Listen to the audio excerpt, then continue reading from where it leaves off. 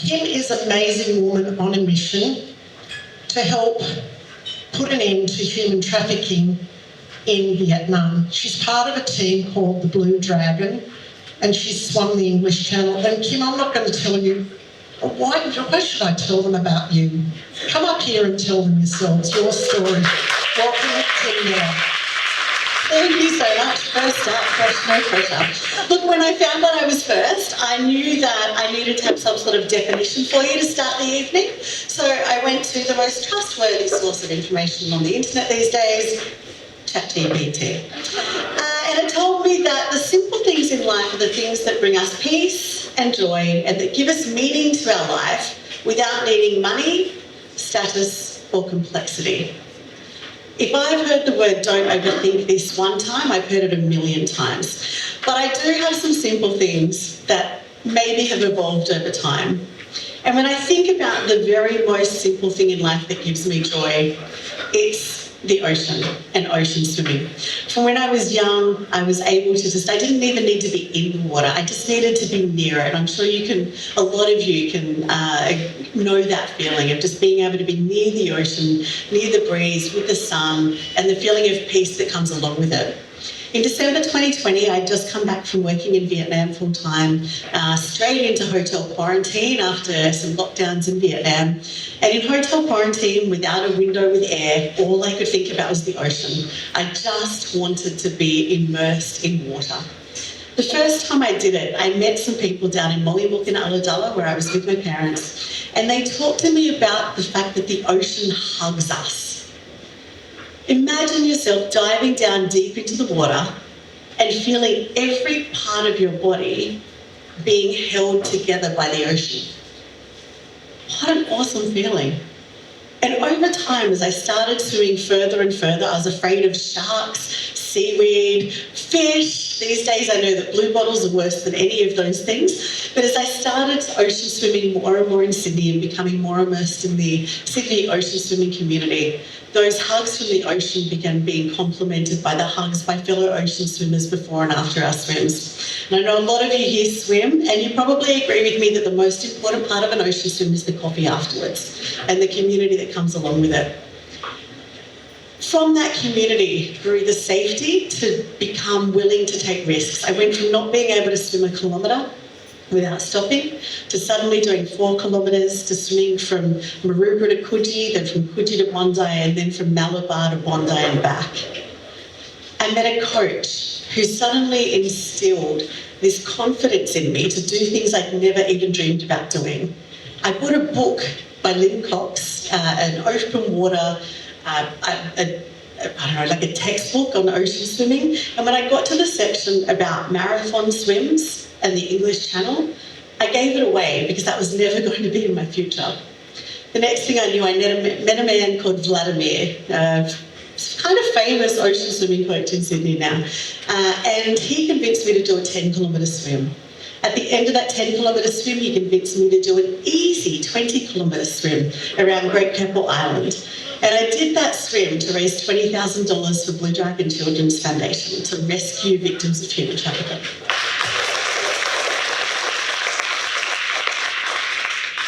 But Vlad makes swimming a joy. His motto is swim, smile and be happy. It doesn't matter what's happening at work. It doesn't matter what's happening in your life. When you get up at 5 o'clock in the morning to go to train, he reminds us that this is your leisure time.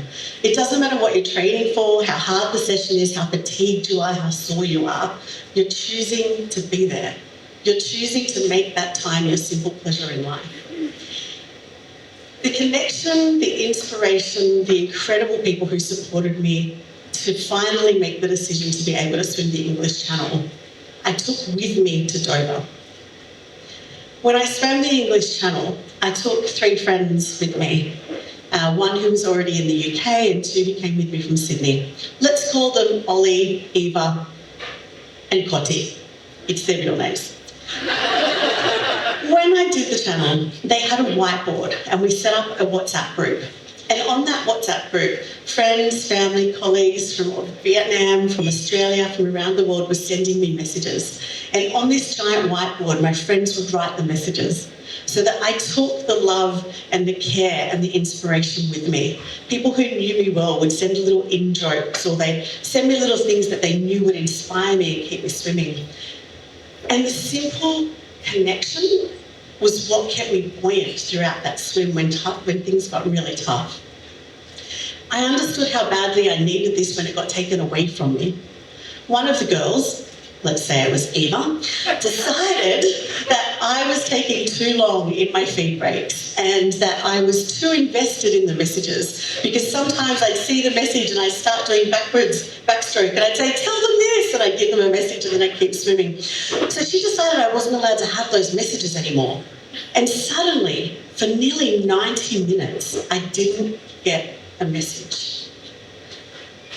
In my heart, I thought, it's just a beautiful day in Sydney. Everyone's out doing their thing. I'm out here alone.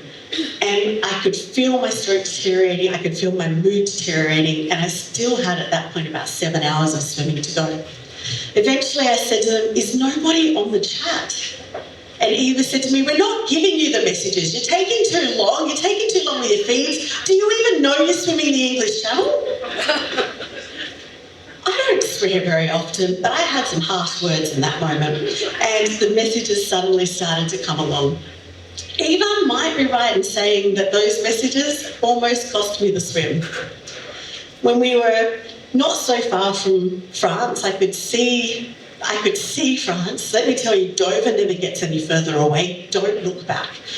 But when you're heading towards France, it's there for hours and hours before you actually touch land. And at one point I saw all of my crew. Nobody was watching me. They were all standing in the boat having this really serious conversation. And I thought, oh my goodness, I'm not going to make it. They're pulling me out. And they called me over to the boat, and I said to them, am I not going to make it? And they said to me, you are going to be an English Channel swimmer today, but you need to make a decision. You can either swim as hard as you can. If you've got anything left, swim as hard as you can, and we think you'll get there in an hour. If you have to keep swimming the pace you're going, we think it's going to be another 2.5 hours before you get there. And at that stage, I'd already been swimming for 12 hours. So I said, if I try and I fail, what will happen? And they said, nothing. You'll just have to swim for another 2.5 hours. And so I tried. And as I swam closer and closer, I could suddenly start to see the lighthouse. You know when you nearly finish the English Channel because they get the rubber ducky out to see you in to the finish. And when they put the rubber ducky out, I thought, oh my gosh, for the first time in hours, I actually believed I was going to be able to finish the swim. And I saw the lighthouse in front of me, and I was like, there's the lighthouse. And all of a sudden I realised that there's the lighthouse, but it's not only getting closer to me this way, it was also getting closer that way. I made the point at Cape Grenade by less than 20 metres. Had I taken an extra couple of minutes on those messages, I would have had an extra 2.5 hours to swim. Thank you, Eva. But that simple thing for me, the joy of swimming, became the English Channel for a really important reason. My first swim was to rescue victims of human trafficking, but Blue Dragon is also trying to end trafficking across Southeast Asia. And so for my English Channel swim, I aim to raise $200,000 for Blue Dragon's anti-trafficking initiatives.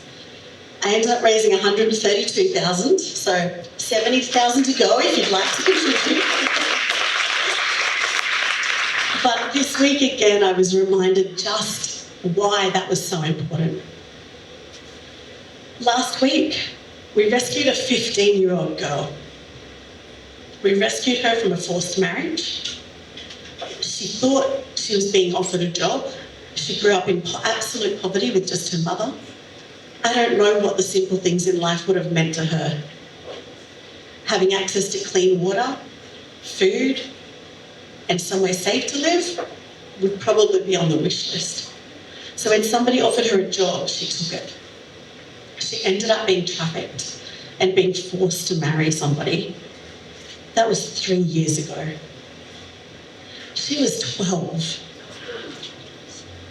So the money that we raised through my swim to end human trafficking, to keep people in livelihoods, to give people money to be able to not have to take a risk, to pay for kids to go to school and have school fees, to set up early warning systems and anti-trafficking boards in community so that we can stop this from having to happen to other people, is more important than anything else I could ever do. So far, Blue Dragon's rescued more than 1,700 victims of human trafficking. I'd like to think in the next couple of years, we can stop more than that many from being trafficked in the first place. So I think I was able to swim the channel because of privilege.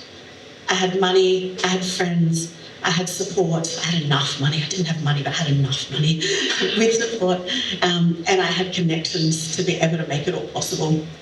I think for anyone sitting here in this room, we have the simple things in our reach. But I hope we're also helping those who don't. Thank you so much. Isn't she a fabulous storyteller?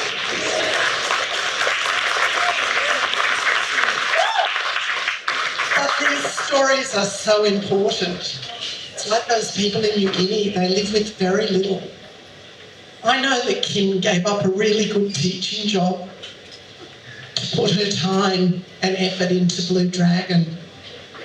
And I know you live on the smell of an oily rag, am I correct?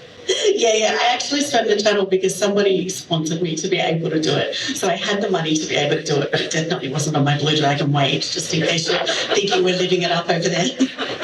So Colin and I caught up with Kim in Hanoi last year after we went and did a swim trek in Vietnam.